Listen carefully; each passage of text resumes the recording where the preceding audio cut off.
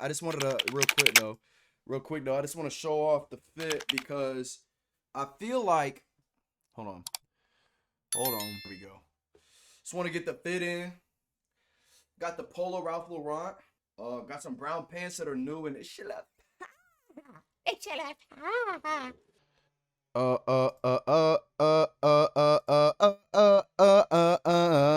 right.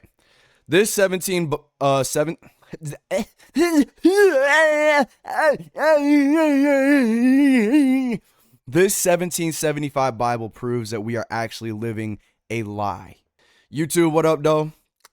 Hope you guys enjoy. Lock in, subscribe, like the video and all that.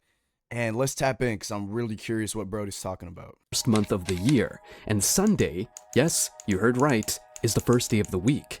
Take a look. And so this right here is the Bible from 1775 telling us at the time that we used to have 13 months. The first month of the year is March. Look at all the way to the end, guys. There's 13 months. I heard about that. 13 months. First day of the week, Sunday. Second day, Monday. Look at that. Seventh day or Sabbath, Saturday.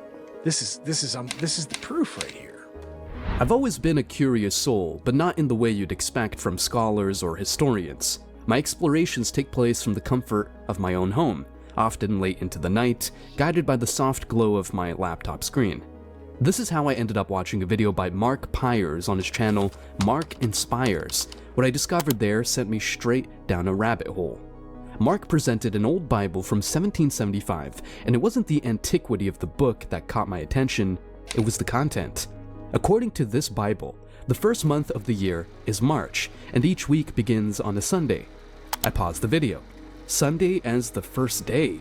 March as the first month? That's not what any calendar I've ever hung on my wall has shown. The curiosity in me sparked. I wondered, if what I was looking at was true, why did everything change? Who decided to flip the script and Hey, y'all heard of that before? I definitely have. It is, at some point, I think it was the work week calendar. He's probably about to explain it, but yeah. I don't know if y'all heard of it. I've definitely heard of this, and I didn't know this video was going to talk about it, so interesting. It's about to get into it. I don't know what was the point of me pausing the video just to say that. My fault. Shift the months around? And why does it feel like we might be out of step with the rhythm that was once so ingrained in our culture that it was worth printing in the good book itself? It was like finding a piece in a puzzle that I didn't know was missing. The more I thought about it, the more questions arose. What if the holidays we celebrate, the ones we've been told were based on ancient traditions, were actually aligned with a different rhythm, one dictated by this forgotten calendar? Take Christmas, for instance, often said to be a rebranding of pagan festivities. If we were following this old system, where would that leave December 25th? Would it hold the same meaning if it didn't coincide with the winter solstice as neatly as it does now? Could this alternative arrangement of time affect not just holidays, but our everyday lives? I've heard that Jesus' birthday is not actually on Christmas from a lot of people, from people who aren't Christian, from people who are Christian, whatever. And, you know, the interesting thing is that would actually match up with what bro's about to talk about. If his birthday wasn't on the Christmas date that we know, but it's on another day, it probably aligns with the old calendar. So, food for thought. I'm not an academic with a wall of degrees, but that night, I felt a responsibility to learn more. There was a sense that by understanding the past, by peeling back the layers of changes and adaptations, I might find something essential. Something about how we connect with the universe, with each other, and how we find our place within the cycles that govern our existence. And so, I began a journey. One not through dusty library shelves or ancient ruins, but through the digital realm of information, armed with a newfound determination. I was ready to see where this old Bible's tale would lead me and what it might reveal about the world we think we know so well. Get the new iPhone 17 Pro and iPad and Apple One, all for $0. That's real nice. Dude, I want that phone so bad. But I'm supposed to go to Mexico in a month. Discovering that... And I just don't have the money to afford it right now. TBH. Even with their deal going on, I still owe like I have a 14 right now. I still owe like $400 something. in order to trade in my phone, get the 17. It's a deal that my like Verizon or T-Mobile has, but it's unfortunate because it looks like a really cool phone. Except for the colors, dude. What's up with the colors? Just give me black. I'm a black dude. Like, wait, pause. I am half black, but I'm a black type of guy. Black car, black shoes, black clothes if I can help it. Black everything. My room being like gray and white is me being adventurous. Me having the brown hoodie, adventurous. Because as a kid, all I did was wear black. Or really like my late teen years, all I did was wear black. I'm basically Jay-Z, bro. Spiritually, lyrically, individually, Jay-Z. Anyway, my bad. I went on a little rant. Sunday might actually be the starting point of the week necessitates a serious reconsideration of cultural and religious norms. It presents the startling idea that the day we traditionally dedicate to rest and religious observance could indeed be Saturday. Such a perspective carries weighty implications for contemporary religious customs, hinting that widespread practices might not align with this historical viewpoint. Astrologically, the impact of such a shift cannot be understated. Each day's energies are traditionally tied to a celestial body, which, according to astrological systems, can influence human affairs. Misalignment between our constructed week and this celestial ordering might disrupt the intended flow of cosmic energies into daily life. For adherents of astrology, this calls into question the very foundation of their practice, suggesting a need for a thorough reassessment of how days and their corresponding planetary energies are observed and honored.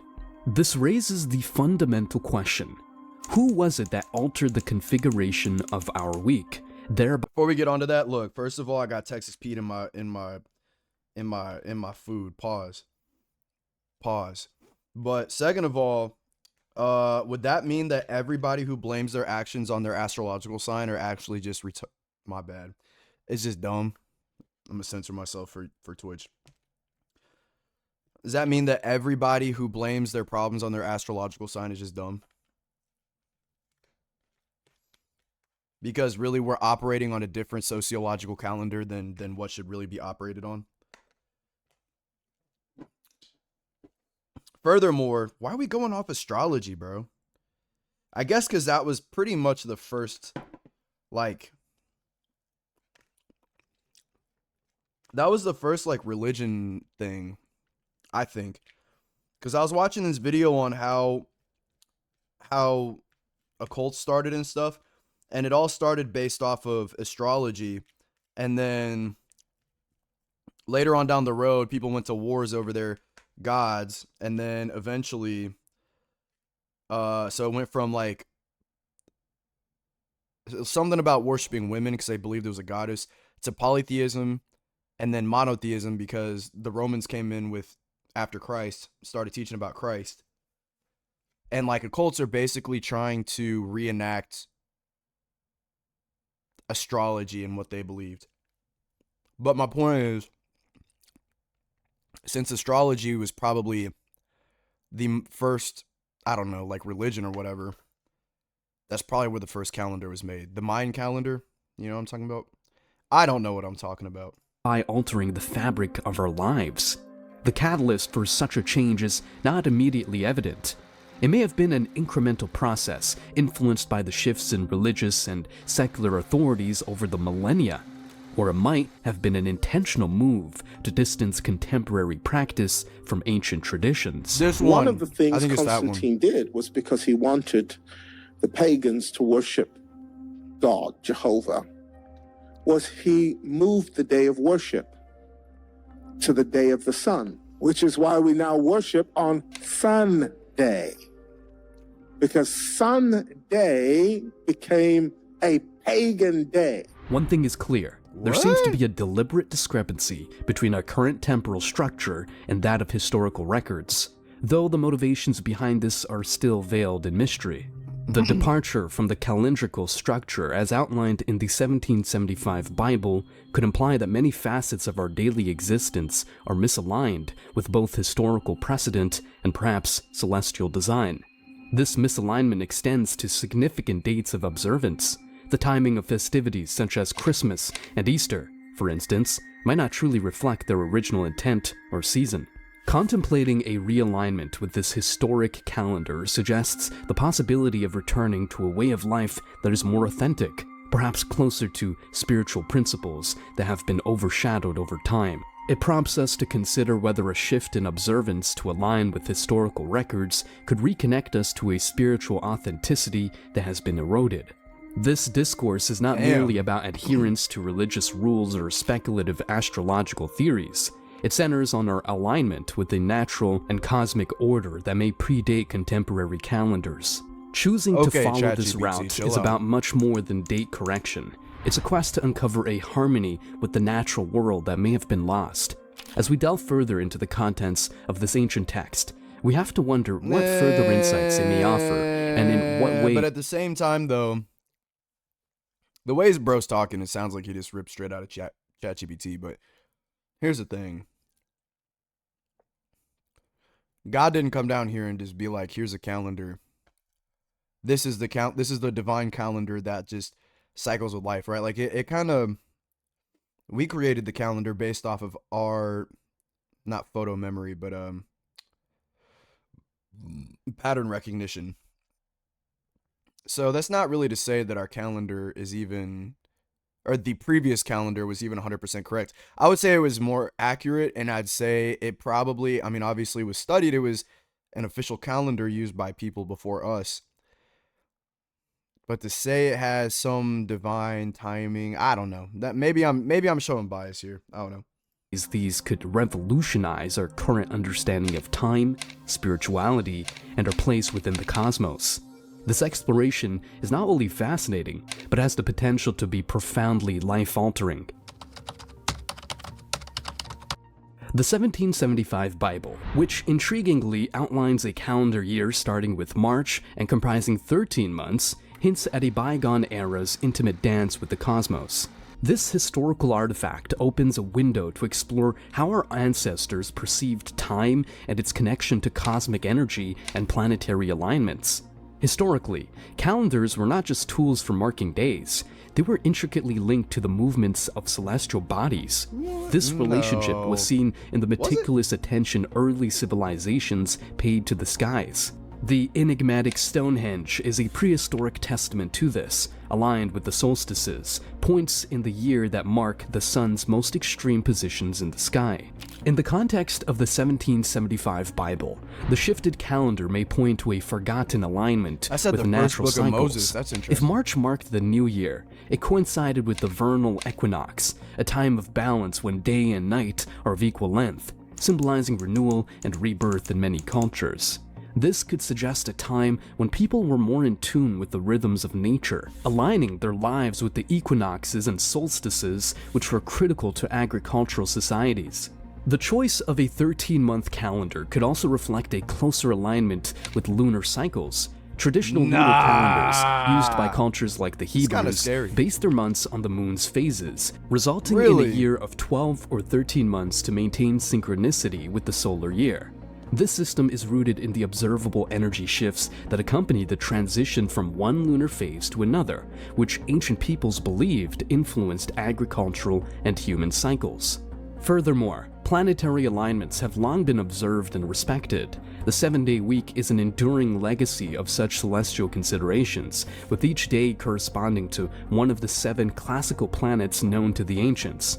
The 1775 Bible's depiction of Sunday as the week's first day underscores this connection, resonating with the sun's position of primacy in our solar system. The study of the calendar in the 1775 Bible might reveal more than a mere historical curiosity. It may uncover a lost understanding of time that honored cosmic energy more explicitly than our modern system. It opens questions about how this alignment affected societal behavior, religious observances, and the general worldview of the time. The blending of pagan traditions with Christian holidays is a topic that stirs much debate, especially when we delve into the origins of Christmas. To understand this amalgamation, we need to travel back to the early centuries of Christianity. It wasn't until the 4th century that the church officially proclaimed December 25th as the birth date of Jesus, a date that conveniently coincided with the Roman festival of Saturnalia and the pagan celebration of the winter solstice. These festivals were times of merrymaking, social reversal, and, most importantly, celebrating the return of the sun, Saturnalia for the Romans and Yule for the Germanic peoples. The church's decision to place Christmas during this festive period may have been strategic, easing the transition for converts by allowing them to continue their traditional celebrations, now under a Christian guise. But the question remains, was Jesus actually born on December 25th? Historical and scriptural evidence suggests otherwise. The Bible does not specify a date for Christ's birth, and some scholars point to clues that indicate a spring birth. Shepherds tending to their flocks, which they did during lambing season, a time quite distant from the chill of December. Moreover, the choice of date for Easter, which follows the lunar cycle and the Jewish Passover, reflects a more astronomical and scripturally grounded approach to determining a significant Christian event. Why, then, did Christmas break from this pattern? It seems that the early church fathers were less interested in historical accuracy and more in the symbolism of light overcoming darkness, aligning Christ's birth with the rebirth of the sun. Well, another thing Constantine did was move the day of Jesus' birth to December, because Tammuz died on December 23rd. And it was believed, because Nimrod, his father, was a hunter, it was believed that Nimrod would be reborn in his son Tammuz. And his son Tammuz's birthday was December 25th. And what you would do on Tammuz's birthday was you would set up a tree. Deuteronomy 16:21. You shall not plant for yourself any tree as a wooden image near the altar which you build for yourself to the Lord your God. It was believed that in order for Tammuz to rise again as his son Nimrod, you'd have to go to the tree, you'd have to cut down a tree from the forest, and you'd have to put balls on it. And the balls were symbolic of testicles. The tree was symbolic of a phallus. Jeremiah chapter 10. Look what it says. Hear the word which the Lord speaks to you, O house of Israel. Thus saith the Lord. Do not learn the way of the Gentiles. Do not be dismayed at the signs of the heaven, for the Gentiles are dismayed at them. For the customs of the people are futile. For one cuts a tree from the forest, the work of the hands of the workman with an axe. They decorate it with silver and gold. They fasten it with nails and hammers so that it will not topple. I hate to bring you bad news. Wow. The calendar delineated in the 1775 Bible, with its unconventional 13-month year beginning in March, invites us to revisit historical timelines and spiritual narratives. Among the most profound is the birth of Jesus, traditionally celebrated in December. However, if the ancient calendar were a more accurate measure, could it be that the nativity story unfolded in the spring? Such a shift is not merely a technical correction of dates, it proposes a re-examination of astrological and spiritual symbolism that has long been intertwined with the season of Jesus' birth. Spring, marked by the vernal equinox, is a time of renewal, when the earth awakens from the dormancy of winter. It's the season when lambs are born, which coincides with the historical account of shepherds watching their flocks by night, a detail supporting a springtime nativity. If Jesus was indeed born in the spring, the association with Aries, the ram, in the zodiac becomes intriguing. Aries, beginning in late March, is a sign often linked to leadership and new beginnings. Such a synchronization would weave Jesus' birth into the tapestry of astrological lore, presenting him as a figure heralding a new epoch, aligning with the symbol of the ram often associated with sacrifice and new initiatives in various mythologies. Exploring further, the spring equinox is a time when day and night are in perfect balance, which might symbolize the dual nature of Jesus as both human and divine. This natural harmony could provide a powerful allegory for the spiritual equilibrium he is said to bring. This repositioning of the nativity to spring could also influence the spiritual interpretation of biblical texts. For example, the light coming into the world gains a literal dimension as the days grow longer and the darkness of winter recedes. The themes of rebirth and resurrection, central to Christian doctrine, naturally align with the world's awakening in spring.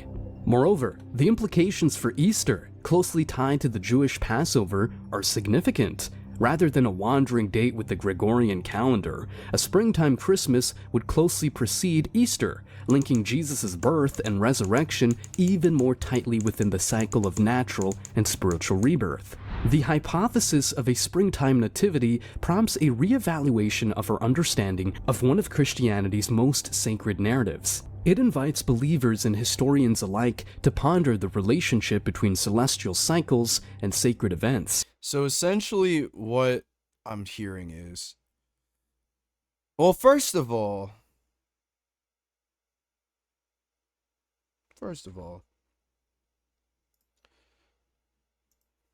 let's look up what the Gregorian calendar is. Because I heard bro just say that. 1582, which followed Thursday, the Pope Gregory oh, Lord have mercy. You guys on the same page as me? No, you're not. All right, well, I'm just going to tell you about it. It's Pope Gregory the XIII. What is that? That is the X is 10, 13. So Pope Gregory the 13th introduced the reform, and it was first adopted by Catholic countries like Spain, Portugal, and Italy. The calendar switch occurred gradually in other countries, with Great Britain and its colonies adopting it later in 1752. Interessanti. Method for correction. The 10-day jump was to correct the drift that had accumulated in the previous Julian calendar, which had a slight inaccuracy in calculation of the solar year.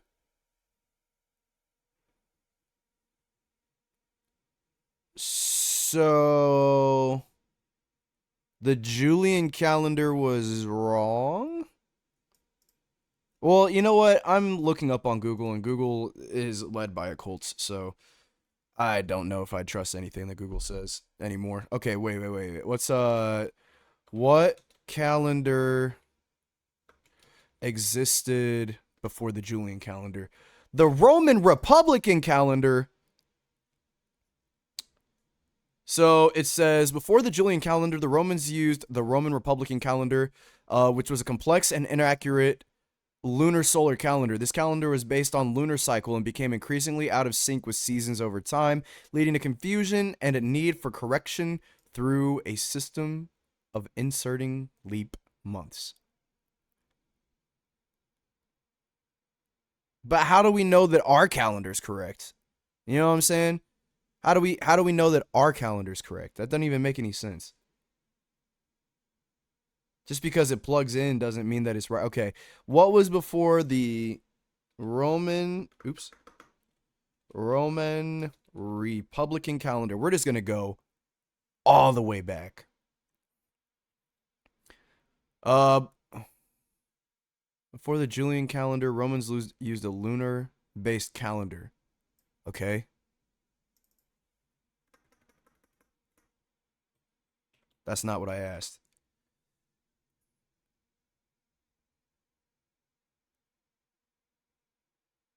Oh my gosh, it's not wanting to tell me what's before that. Okay. It's just rubbing me back into the lunar calendar or the Roman calendar. Okay. What calendar was before the Roman Republican lunar calendar? I'm not asking about the Julian calendar, my brother.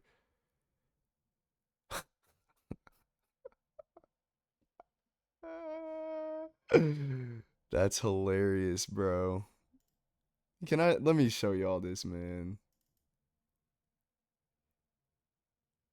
I don't want to screw up anything, so I'm not going to. It says the calendar before the Roman Republic calendar was the Roman Republic calendar.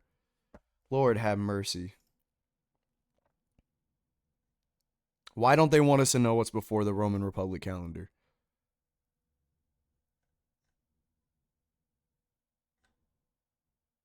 Okay, let me ask a new question. How? Let's go. How did the Mayan calendar tie into Oh, the Roman calendar? It's giving me suggestions. Oh, they didn't tie directly. They were entirely separate systems. Okay. The Mayan calendar system also based on astronomical cycles, but used a unique combination of multiple interlocking calendars. Huh. Well, until I do more research on this, I have only one thing to say. I bet it's the occults who want to keep this going. Because think about it. Why would, like, as a society, we would always want to do better, grow, naturally just do better as a society. If we find out one thing is healthier than another thing, we'd probably say it if we want the betterment and evolvement of our species. If somebody came out today and said, yeah, well, Jesus is born on a day that's not December 25th, I mean, they would say it, but they're pretending like it's not the case. So, two things are at play. Either Jesus was born on December 25th, or somebody's hiding something. Because if public information like this is available on YouTube, you best know the elites know something that we don't know. Just gonna say it. Each potential revelation nudges us to consider how celestial events have been foundational in shaping our spiritual traditions, and how they might continue to do so if viewed through the lens of a calendar that perhaps once more closely mirrored the cosmos. Oh, here we go, The look! Julian calendar, established by Julius Caesar in 45 BCE, was a turning point in the annals of timekeeping. This calendar shifted from a lunar to a solar structure, extending the year from 355 days to the 365-day format we're familiar with, albeit with some inaccuracy. A day's surplus accrued every 128 years. In its wake, it is believed that a 13-month calendar, one that may have been more attuned to natural cycles, was cast aside. The reasons behind this transition were both practical and political. Roman society, growing increasingly complex, demanded a more predictable and uniform system to manage festivals, agricultural cycles, and taxation periods. It was also a power move. Emperors often manipulated the calendar to extend their terms or to insert their own festivities. These changes, subtle at first, would ripple through time to become vast overhauls, with each successive power leaving its mark on how we measure our days. Why then did the 13-month calendar, which might have had a more natural alignment with lunar cycles, fall out of favor? Facts. The omission of this 13th month could be a lost connection to a time when the night sky played a more pronounced role in daily life. Historical records are riddled with gaps and inconsistencies, some possibly by accident, others likely by design.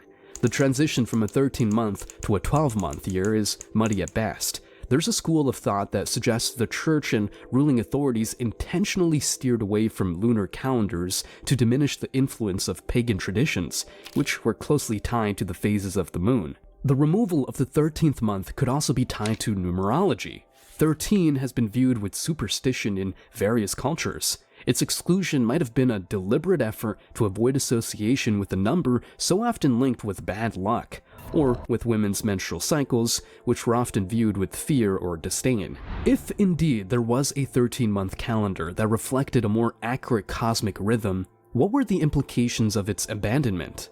Our modern calendar is misaligned with the lunar cycle by nearly a day each month. Over time, this dissonance could lead to a societal disconnection from natural patterns, affecting agriculture, mental health, and spirituality. Religious festivals, many of which were once synchronized with celestial events, now float through the year, untethered from the rhythms they once celebrated. Christmas, Easter, and other holidays have been assigned fixed or fluctuating dates that may no longer correspond with the times of year they were originally meant to honor. The ripple effects of a calendar out of sync with the cosmos may be more profound than we realize. Agricultural practices that were once timed to the reliable rhythms of the moon now rely on the imperfect Gregorian calendar. This subtle shift may have gradually distorted our connection to the environment, leading to practices that are less sustainable and harmonious with the Earth's cycles. In spiritual terms, the impact is even more esoteric. If sacred days are misdated, the collective energy focused on these times might be akin to misdialed calls in the cosmic sense. Are prayers and celebrations reaching their intended spiritual heights, or are they somewhat off the mark? This isn't to question the faith or devotion of practitioners, but rather to ponder the power of collective consciousness and its relationship to the timing of sacred observances. Both of these look crazy. What's this? Playing on iPhone? Now you can play Unlocked on PC with Google Play Games. Unlock bigger screens. I want to tell you a Bro, I want to... story of the greatest. Hold on. I want to play Clash of Clans so bad on the computer, but I don't have enough space. Bruh. Excuse me. Unfortunately. Look at Flash. Look at Dash. Look at the top flow. AP Dash. I told the hoe, throw it up, because you got free throw. Free throw. Free throw. Free throw. Free throw. Swap is out. Free throw. I'm trying to see where you is. I'm trying to see where you with it. I'm trying to hide out that money. Some of that did. Let go. Bro, I am about to lose my testicles. Oh. I started feeling bad for bro. Nobody wants to lose his testicles. That's like taking away a dragon's wings. I don't want to lose my I am testicles. about to lose my testicles. I like mine. Can you help me stroke it one last time? I should have known better. Your profile picture speaks more than 1,000 words. Bro, I what should are have we known watching? better, because why would you even text me this shit in the first place? How can I possibly help you with the devastating issue of losing your balls? I'm not a fucking doctor. I'm not a fucking surgeon. And Bro, then better there's figure type it out. B. Hi, Nerman. Hope you're doing okay. I've been watching your videos for a while, and you are by far the most relatable person I've come across on YouTube. My man, thank you. Your childhood, your interests, everything. Really appreciate what you're doing, and I hope one day we make it out of the stage where every decision is life-altering. Wow, I mean, this is a really wholesome message. I am sure it will not Glaze, turn unnecessarily deep out of the blue for no fucking reason at all. Just wanted to ask you for your opinion on this question, whether you think God is real or not. Me personally, I'm inclined to think he's not, as to why I've not seen anything magical happen as people describe it, and applying a tiny smidge of logic, that's a big word, smidge, immediately disproves half of the things written in the holy books. Sometimes people ask me really deep questions like I'm somewhat of a serious philosopher that... Bro, first of all, I just gotta be straight up. I'll respect anybody and their beliefs and stuff, but to say that because you haven't seen anything magical, that automatically disproves God, that's like saying because I don't have any water in my hand, that water doesn't exist, that earth just doesn't exist, that oceans don't exist. Like, that is so dumb. It is so dumb. We are literally living in a magical realm, my brother.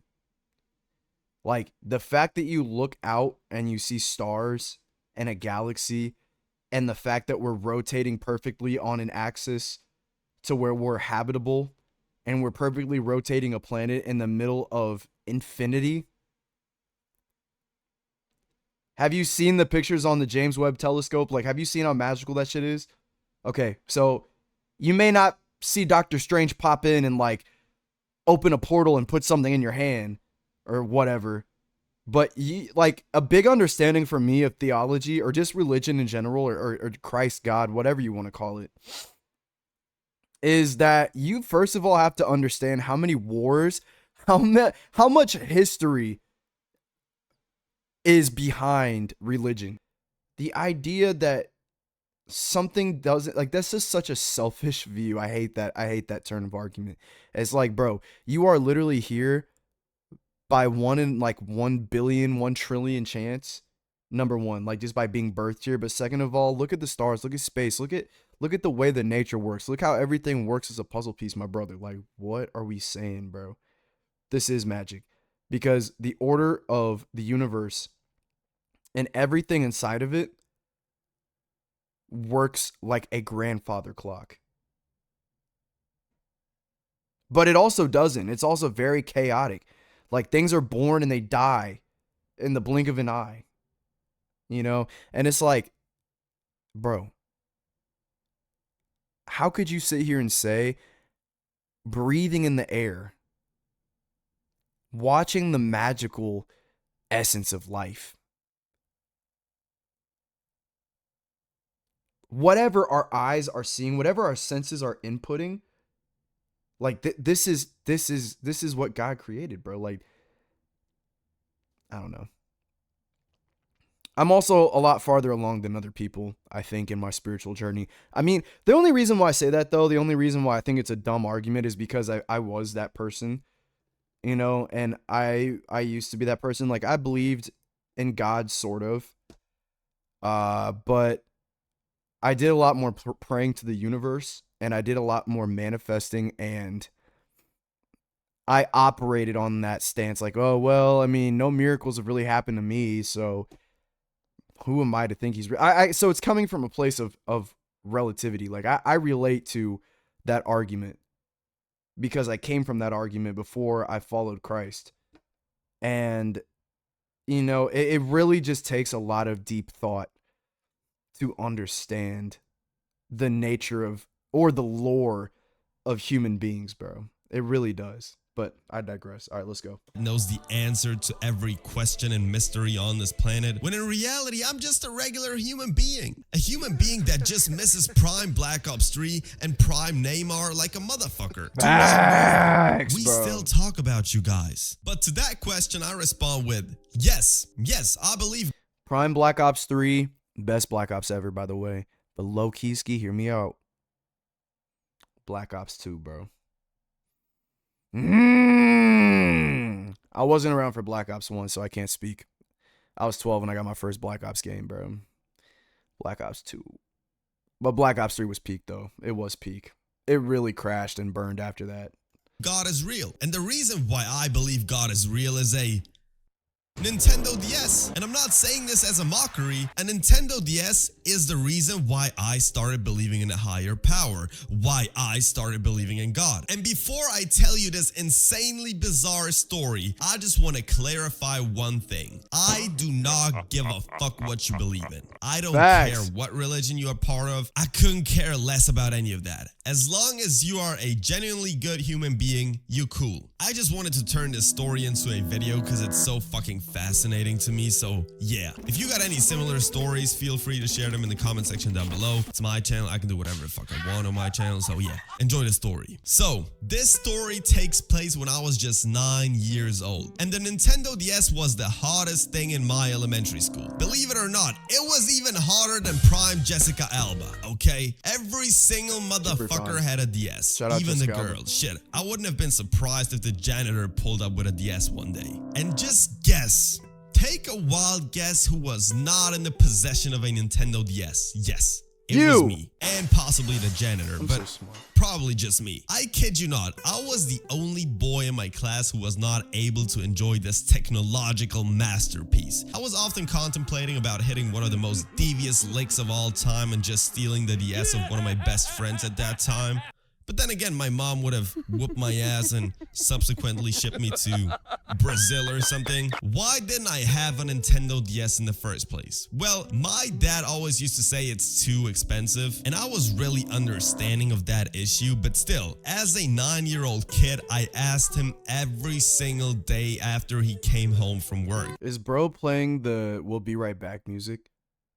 I just now caught on to that. That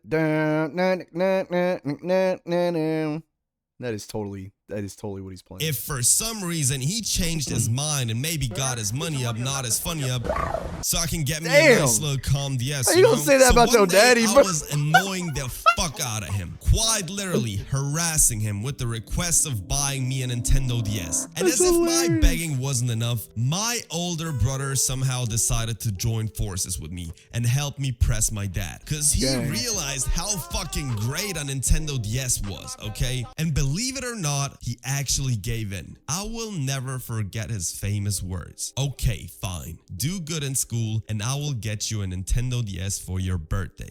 I was so fucking hyped. You don't understand. My birthday was 3 months away. And I'm not over exaggerating when I say this was the single greatest moment of my life. The dopamine release I felt in that very moment was absurdly insane. I counted each day in my calendar, crossing out every single day. It was the first thing I did when I woke up for school. 3 months. I have to suffer 3 months until I am in the possession of a Nintendo DS. Can you believe that? Can you believe I am about to have a Nintendo DS? Do you know how long of a time 3 months is for a 9-year-old? Nowadays, time flies. We know that. But as a 9-year-old, 3 months are equal to 3 adult years. But one day, my birthday eventually came around. Oh, it's yeah. time. Yeah, And the day before my birthday, I told everyone in class that tomorrow will be the day I will be joining forces with them. I will finally have a DS so I can finally play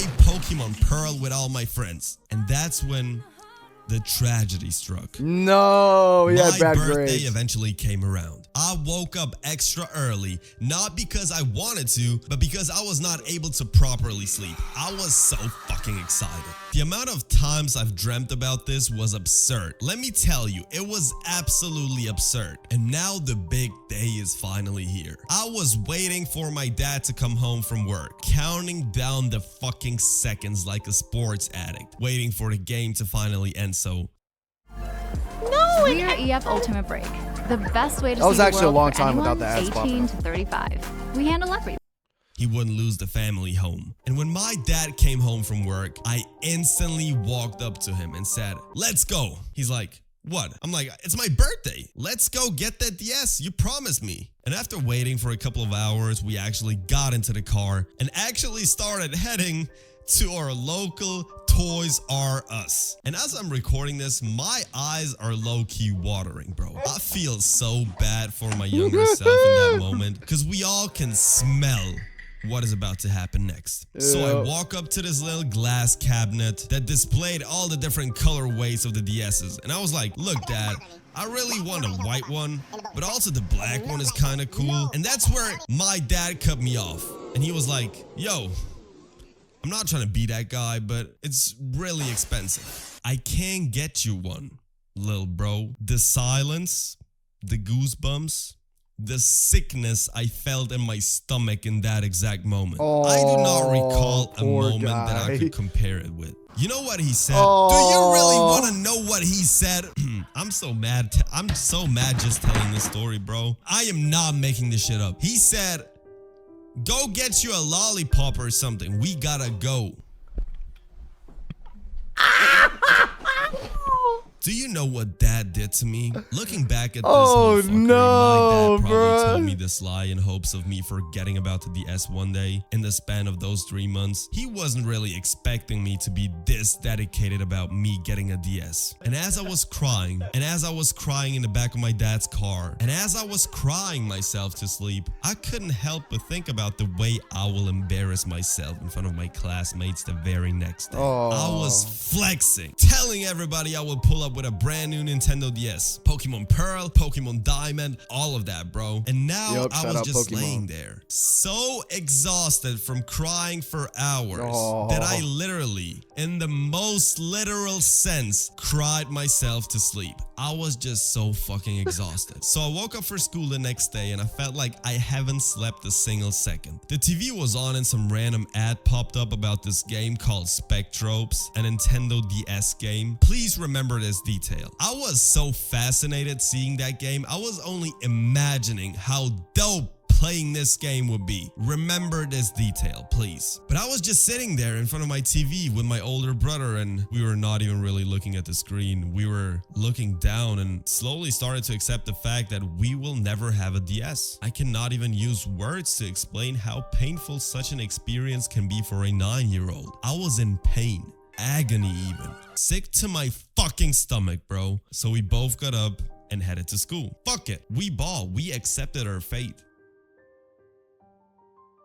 Oh, was this the following day? So, around a month later, my uncle came to visit us. Mind you, the thought of me getting a DS didn't really cross my mind anymore because of how fucking unrealistic it was. But yeah, my uncle pulled up and he was like, damn, as I was driving here, I've seen y'all got some new basketball courts in the neighborhood. They look clean as fuck. By the way, my uncle doesn't really talk this way. I'm just over exaggerating, but yeah, for some reason he really wanted to check out those basketball courts by any means necessary. So my dad, my uncle, me and my brother left the house at around 10 p.m. I'm gonna do this segment with paint because I really want you guys to visualize the fuckery that is about to unfold. We are not using AI on this channel. Fuck AI. We arrive at the court, which was a hybrid of a soccer field and a basketball court at the same time, if that makes sense. It's a really European thing. And as my dad and my uncle were talking, me and my brother were kicking around a football. For understanding, the court was fenced by this net that should prevent balls, no homo, from flying all over the place. And that very net had a tiny hole in it. And as I was kicking the ball, I actually kicked the ball right through that tiny hole. I wasn't even aware of that hole being there. It was just a coincidence. So the ball went outside, laid on the grass, and I had to get all around the court to get the ball because the net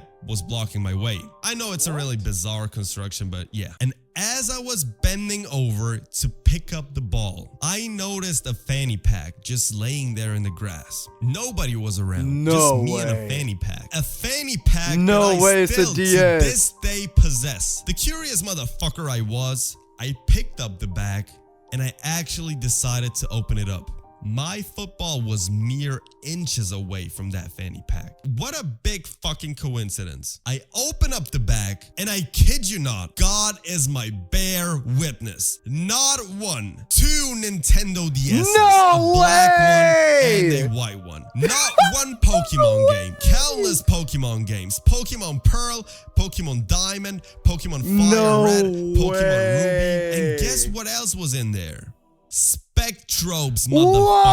When I tell you, I damn near passed out. Believe me, I'm telling the truth. I couldn't believe it. I went straight to my dad and uncle and told them about what I've just found. And they told me that we have to find the owner, obviously, because it's a lot of money at the end of the day. And we knew one of them was called Patrick because he was registered as Patrick on the DS. So we were asking around the neighborhood and nobody seems to know who this belongs to. It was so bizarre. And mind you, we are a small neighborhood. So my dad was like, you know what? It's late. Take it home with you. We will come back tomorrow to find these kids. We have to find them. I went home. I literally slept with that fanny pack. I was not touching the consoles. I was just sleeping with them like a fucking maniac. So it was a Saturday. I woke up at 7 a.m., ran straight to that court and started asking everybody. I don't care who it was. I started asking everybody. Do you know Patrick? Do you know who these DS's belong to? I kid you not. I asked so many people I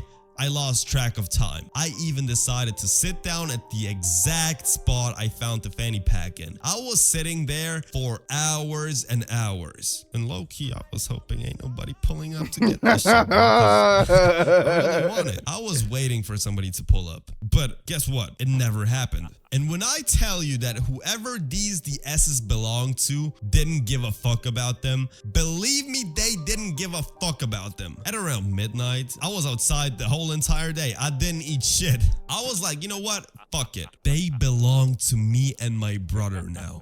For all the pain we have went through, we deserve this shit. I do not give a fuck what y'all say. If I was the one losing my DS, 2 DS's for that matter, I would have contacted the FBI. Clearly, these motherfuckers didn't give a flying fuck about it. This was the moment I realized that there has to be a higher power. There has to be a God, someone who saw my pain, and believe me, it was true pain. Someone who made me miss the whole entire goal, hitting that exact hole, so I can pick up my football next to a fanny pack with 2 DS's, 2 brothers who really wanted a DS by any means necessary, all the games they have ever wanted, found so randomly without paying a single penny. I am so sorry. But this is never a coincidence. Never. And remember when my dad cut me off in the Toys R Us when I said that the white one is cool and the black one is cool, and then he cut me off. And guess what colorways were in that fanny pack? Black and white. And a little bizarre side note, like 1 or 2 years later, the 3DS released, and obviously all my friends got one. And I wasn't even planning on asking for one because I knew the outcome. I was so happy with my regular DS. I wasn't even thinking about getting a 3DS. Again, God is my bear witness. Guess who won a 3DS on some random Facebook giveaway? No When the Wii U came out, way. I was so fascinated by that technology. Guess who won a Super Mario Maker Wii U bundle on some random giveaway? Me. Yes, obviously, me. This gotta I be have cap. goosebumps telling I believed this it up story. until that my moment. pain was There's true, no way. and I got rewarded for my pain. That was my story, and why a Nintendo DS made me believe in God.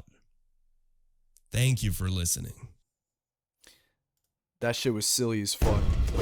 And we about to be watching The Dark History of Biblical Giants. Matt. Frit. Lock in. And thousands of people are crowding around two men. Afraid and angry, the mob picks up giant rocks. They want these two guys dead. But before they have the chance to hurl their stones, a terrifying cloud descends from the heavens. It's God, and he's even more furious than the crowd, but for a completely different reason. Only 40 days prior, God sent 12 men to spy out the land of Canaan. This was the land God had promised to the Israelites, his chosen people who were living in the wilderness at the time. The spies couldn't believe their eyes. Everything in this land was huge. The grapes, the figs, the pomegranates, but so were the people. Why were there giants living here? Goliath? Where did they come from? The spies returned to their leader Moses and told him they couldn't enter the land God had promised them because they were like grasshoppers compared to the size of these Canaanite giants. But 2 of the 12 spies objected. God is with us, they said. Do not fear the giants. The first spy who objected was named Caleb, and the other Joshua, who was also Moses' protege at the time. The people wanted to silence these 2 guys because they feared Moses would send them to battle against these giants. But God intervened and gave the people what they wanted. He told them that because of their lack of faith in him, they would be forced to wander the wilderness for 40 years until every man 20 years of age and older had passed away. Only their children and the 2 men they tried to stone to death would get to enter this land and fight these mysterious giants. This is their story.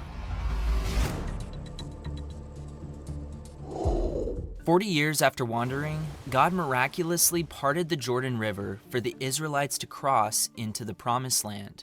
With Joshua now as their leader, they were about to engage in 6 battles for the land, each one more incredible than the last, starting with this city here, a city Joshua probably remembered seeing when he had spied on it 40 years earlier. But before Joshua and his army could attack the city, he encountered a very strange man. This guy had a sword in his hand and was all alone. Joshua asked the strange man if he was a friend or an enemy. The man responded, "No, but as commander of the army of the Lord, I have now come." At that moment, Joshua's eyes were opened, and he fell to his knees and worshiped the man. The man told Joshua to take off his sandal because he was standing on holy ground. Who was this guy, and why was the ground holy? Well, just over 40 years prior, the Bible tells us that God appeared to Moses in a burning bush and gave him the same command. Now, God was appearing to Joshua in human form as a mighty commander. Usually, when we as Christians think of God in human form, we only think of Jesus. But God actually made appearances like this multiple times before Christ. These divine appearances are often called Christophanies by theologians. I could probably make a full video on this topic alone. Let me know if you want to see that. Anyways, this divine commander gave Joshua and his army some very specific instructions. Since the city had massive walls that were nearly impossible to break, probably because giants built them, he told Joshua to have his men of war march around the city every day for 7 days. And on the 7th day, these mighty walls would fall flat to the ground. But before the people went in to take over the city, God gave the Israelite army some instructions that often sends chills down the back of us as modern readers. He told the Israelites to not leave anyone alive, completely annihilate every human being, including women and children. Does that bother you? Didn't Jesus command us to love our enemies? So then why was Jesus appearing here as a man of war, commanding Israel to destroy a city? The answers to these questions are actually found in the command itself. The Bible says that the city was doomed by the Lord to destruction. This word here is a very unique word in Hebrew, harem. I'm probably saying it wrong, but it's a word that's used to describe when something needs to be spiritually purified or cleansed. But this wasn't an ethnic cleansing. If that was the case, God wouldn't have allowed the woman Rahab and her family to live even though they were Canaanites. No, it had to do with these mysterious giants who were everywhere in the land. You're going to see why in a moment, but even though Joshua burned the city of Jericho and commanded the people to never rebuild it again, the people obviously didn't listen because Jericho is still around today. In fact, Guinness World Records acknowledges Jericho as the oldest continuously inhabited city in the world. Something that I think is really cool about this city are these ancient homes right here, carved into these massive walls. Oh, wow. This is exactly how the Bible describes some of the homes in Jericho as well. With one location down, they only had 5 more to go, but this next one wouldn't go down so easily. While Joshua set up camp at a place called Gilgal, he sent a few men to spy out the city of Ai, and these guys returned with great news. The people of Ai are few, so Joshua only sent a few thousand guys to take the city, because this city was also under harem, devoted to God for destruction. Which is why Joshua was confused when this army lost what was supposed to be an easy battle. Some of his men who he'd fought alongside in Jericho were now dead. So he tore his clothes and in total sadness cried out to God. Now all the people of the land are going to hear about our defeat and come destroy us. And he wasn't wrong. If the other cities, who were much larger than the city of Ai, heard about their defeat, the Israelites would be in big trouble. But check out how God responds to Joshua. Get up. Why do you lie on your face? Israel has sinned. God was saying that something happened at Jericho. In the heat of the battle, a man named Achan stole silver and gold that was supposed to be set apart for God, which ultimately would have been saved and used as a community resource. It was enough silver and gold to retire Achan and his family for life. He also stole an expensive Babylonian robe that would have looked like this. I wonder if Achan was planning to escape to Babylon and start a new life as a wealthy Babylonian trader. But we'll never know, because after Joshua discovered what Achan had done, he commanded all of Israel to stone him to death. The practice of stoning was one of the most common forms of the death penalty in the ancient world. It was a brutal way to go, but it ensured that none of the executors could claim sole responsibility for the execution, because everyone was throwing stones at Achan at the same time.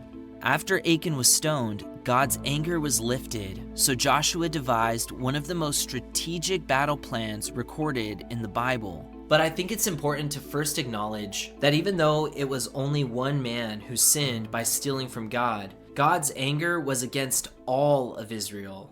Your sin doesn't only affect you, it always has consequences for the people around you. From Gilgal, Joshua sent some men to hide between Bethel and Ai on the west side of the city. The people of Ai had no clue that there was an army waiting for Joshua's signal to attack. So the next morning, Joshua took the rest of his men of war and approached the city from the north and set up camp so the people of Ai could see them. The men of Ai probably thought this battle would be a piece of cake since they had already defeated Israel in a battle once before. So with a lot of pride and confidence, they gathered their men of war and charged after Joshua and his men. The men of Ai chased the Israelites all the way into the wilderness until there were no more men left in the city. And it was at this moment that the men who were waiting in ambush attacked the city and set it on fire. The men of Ai could probably smell the smoke and turned around, To their horror, they saw their homes completely in flames. At this point, Joshua's men stopped running from the men of Ai, turned, and attacked their enemies who were now hopeless with nowhere to run. Just like at Jericho, they destroyed everyone and showed no mercy. What's crazy is archaeologists have actually uncovered the city of Ai. It was a huge fortress at one point, but that's not even the crazy part. They also discovered that it was completely burned at one point, matching the biblical account perfectly. But archaeologists also found something kind of strange, about 50 miles from the location of Ai. And once again, it has to do with these mysterious giants. Take a look at these giant spearheads. The largest one found was 26 inches long, which was huge considering the size of a regular spearhead was only 6 to 8 inches long. This is why many secular scholars have argued that these spearheads must have only been used for decoration.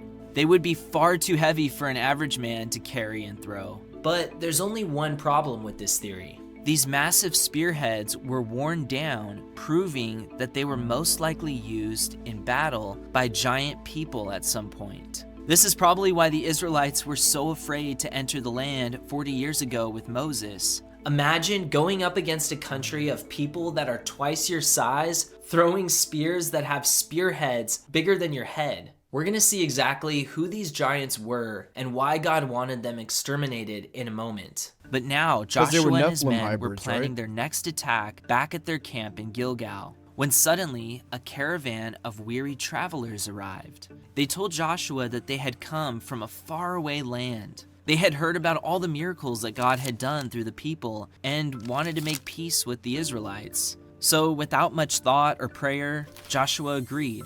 But only days later, Joshua realized that he'd been duped. These weary travelers were actually Gibeonites, regular-sized people who lived in the land of Canaan that God had promised to the Israelites. I'll explain how we know these guys weren't giants in a moment, but some of the Israelites were super upset because now they had to share some of their land with these guys. But the people of Gibeon couldn't have picked a better time to make peace. Because right as this peace treaty was being made, the giants of the south were joining forces to attack the city of Gibeon. Immediately, the Gibeonites alerted their new allies about the attack and asked for help. And amazingly, Joshua honored the brand new treaty. In fact, he gathered his army at Gilgal and marched to Gibeon. Little did they know that this would be their craziest battle yet. God was about to do something that was even more miraculous than causing the walls of Jericho to fall down. Joshua's men immediately attacked. This army was bigger than any the Israelites had faced so far. But God was with the Israelites and they began to win the battle. But then something really amazing happened. As the Israelites began to chase down the army to the south, God began to rain down large hailstones on Israel's enemies. The Bible even says that there were more who died from God's hail than from the swords of the Israelites. But that's not even the crazy miracle I was talking about earlier. Check this out. The Bible says that the Israelites were so successful in this battle that Joshua prayed and asked God if he could make the sun stand still so that they could continue to attack their enemies and not let any of them escape. And God agreed. Now don't ask me how that works with physics or astronomy. All I know is that if God created the entire universe with billions of galaxies and stars, I think he can keep the lights on a little past bedtime. Finally, Joshua completed the battle, fully securing the city of Gibeon and destroying a ton of giants. You're gonna be shocked when you realize why God wanted these giants dead so bad. Even to the point of using a hailstorm and causing the sun to stand still. But as Joshua was returning to his camp at Gilgal, someone came to him and told him that there were 5 Canaanite kings hiding in a cave at Makkedah, another city on God's list for destruction. So Joshua came down and had his men execute these kings, who were most likely giants as well, and took the city of Makkedah, leaving none remaining. In fact, he did this in multiple cities in the southern section of Canaan, including the city of Hebron. The Bible says they took it and struck it with the edge of the sword, its king, all its cities, and all the people who were in it. He left none remaining. He utterly destroyed it and all the people who were in it.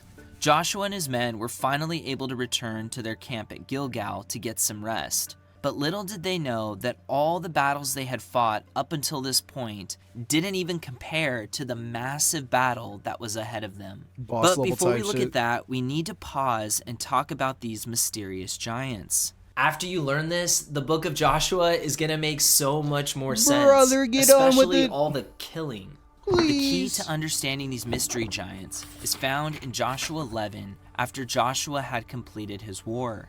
The Bible says that God actually hardened the hearts of the people who went to battle against the Israelites so that he could utterly destroy them. Okay, that sounds a bit harsh, but you have to keep reading. It says that at the time Joshua came and cut off the Anakim. Now this is a super interesting word. Remember how 40 years before Joshua's conquest of the land, Moses sent Joshua into the land with 11 other guys to spy it out? And remember how 10 of these guys were super afraid because of the giants? Well, this wasn't exactly the full story. These guys didn't just see large people in the land, they saw something so much more. These giants were the sons of Anak, who came from the Nephilim. That's right, this word right here is actually the word Nephilim. But I gotta warn you, this next part is a bit creepy. The Bible says that one of the main reasons God flooded the earth hundreds of years earlier, only saving Noah and his family, was because fallen angels had made babies with human women. Yes, you heard me correctly. And the Bible calls these creepy, fallen, angel-human babies Nephilim. This is why these babies grew much taller than any other humans on the planet at the time. It's because they weren't just human, they were supernatural beings. Okay, so then you might be asking, why did God want these creatures dead? And if he flooded the earth, how did some of the Nephilim survive? To be honest, that second question is a little more tricky to answer because the Bible doesn't exactly say. All it says is that these giants came from the sons of Anak, who somehow descended from the Nephilim. There's actually a whole theory on this that I've covered in another video that I'll link below. But right now I want to focus on this question that we've been asking throughout this entire video. Why did God want these things completely annihilated? I mean, if God is a merciful God, why did he tell Joshua to show no mercy to these creatures? Well, in order to answer this question, we first need to talk about demons. Many people believe that a demon is just an extra creepy way to talk about fallen angels, but that's not what the ancient Jews believed. When you look at ancient Jewish texts, you find out that the Jewish people of the Old Testament actually believed that demons came from the Nephilim. As a human being, you have an immaterial spirit living inside of you, which is why when you die, your body is buried in the ground, but your spirit continues to live on into eternity. But what kind of spirit does a Nephilim giant have? Because God considered the union between these fallen angels and human women to be unclean, their disembodied spirits were also considered to be unclean spirits. In other words, what we call demons today are actually the disembodied spirits of the Nephilim. Okay, now with all of that in mind, just imagine what these giants... So basically, whoa, that was a huge bombshell. So our spirits are clean in nature, but theirs aren't clean because they are hybrids. So it's basically the inverse of what a human spirit is. Clean by nature, pure by nature. But the Nephilim, the babies of the fallen angels and people, are unclean. I mean, because if you think about it, you know, who were the fallen angels? They were the angels that came with Satan when he tried to rebel against God and lost.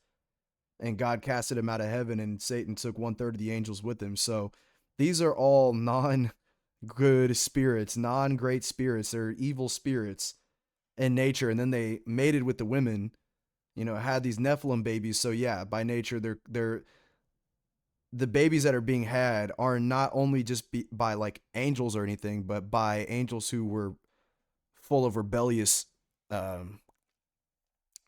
tendency, but practices. And essentially were anti-God because they wanted him gone. They, along with Satan. giants must have been like, knowing that they were basically walking demons. Sadly, we don't have to imagine much. Archaeology shows us that these ancient inhabitants of the land were extremely evil, even sacrificing their own children to false gods. This is why God placed these specific cities under Harem for Joshua to destroy.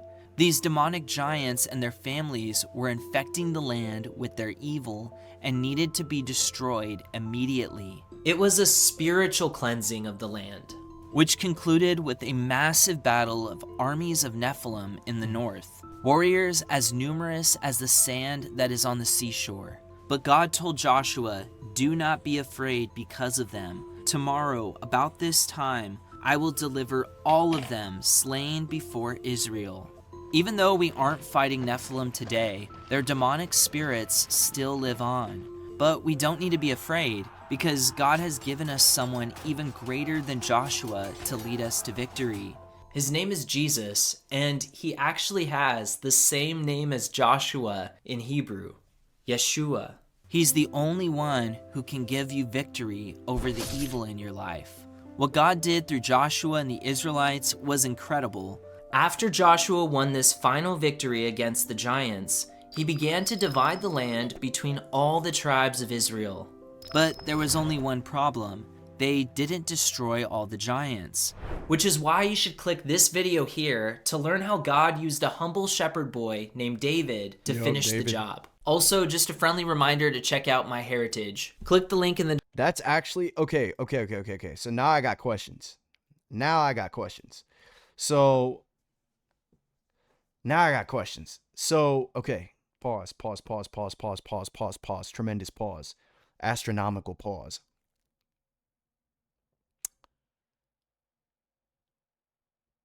So are all demons Nephilim? I mean, I guess that would make sense because the spirits, I mean, we think of demons as being like Satan's legion, like his army, right? And the angels that came to... No. Well, wait. My brain's doing that thing where it's braining. It's like computing. So the angels who fell with Satan were wiped out. The Nephilim are the babies that were born from these angels. The angels themselves were wiped out with the flood, or so we know. But the Nephilim somehow lived on. But God couldn't wipe the earth again flood the earth again because he already promised that to Noah.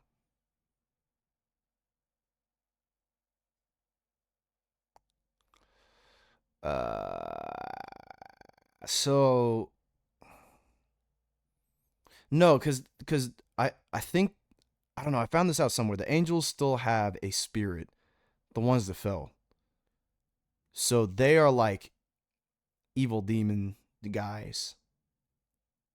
But these spirits, these bad spirits, so these spirits are demons, like what we classify as demons, but also they're just really bad spirits. They're unclean spirits that despise God just as much as their parents did. Now, my next question is, would that be so on and so forth? Like, some people, some occults, they believe that they are direct descendants of Nephilim. So, would their spirits be unclean? And they're people who died, right? Like, they're descendants who died that aren't necessarily direct. It's not like the Nephilim are their babies, but more like the Nephilim's babies, you know, son's grandfather. Would all those people who died before them be evil spirits? But then that makes you think, how many unpure spirits are roaming around this planet? And then that makes me think, when you're doing stuff like Ouija boards, or spiritists, or mediums, or sorcerer, what do you call them? Spiritists. The Bible called them mediums, but those people where you go to, like, you know, they talk into a crystal ball type shit. and they tell you about like your future or whatever, or they talk to a dead loved one or whatever. Like, I wonder if they're connecting with the Nephilim spirit. Or if it's maybe a different spirit.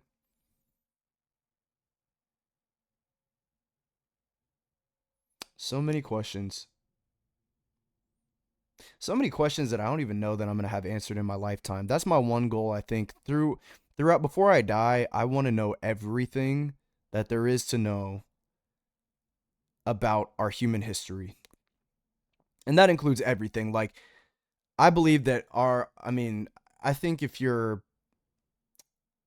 anybody who thinks on any sort of basis, you know that we've had contact with either extraterrestrial life, demons, angels, something spiritual, and it's recorded somewhere in a safe, somewhere it's recorded. And people who are very, very rich, or they're elite, or they are some sort of the top of the pyramid, they know it. They know about said information. It's information that they don't want to give to the bottom of the food chain. Probably because of fear of mass panic or mass order change. It's not given to the public for, to keep them in order. But I would give most anything besides my soul to learn about everything. Not more than God, but like just our human history, our human lore, what happened, what's the knowledge in the Vatican, what knowledge did other civilizations hold that they hide today? Our contact with extraterrestrials, possibly, more than likely, what's underground, if there's really lizard people or whatever, what have you. Nephilim. I just want to know all that stuff. And that's all within the confines of Earth. It's not like I'm asking to become magical or anything. Like, I just want to know what our history is. I just want to know everything. I want to know what the occults are, what they hide, the information that they believe in. So, one day, WVid, by the way,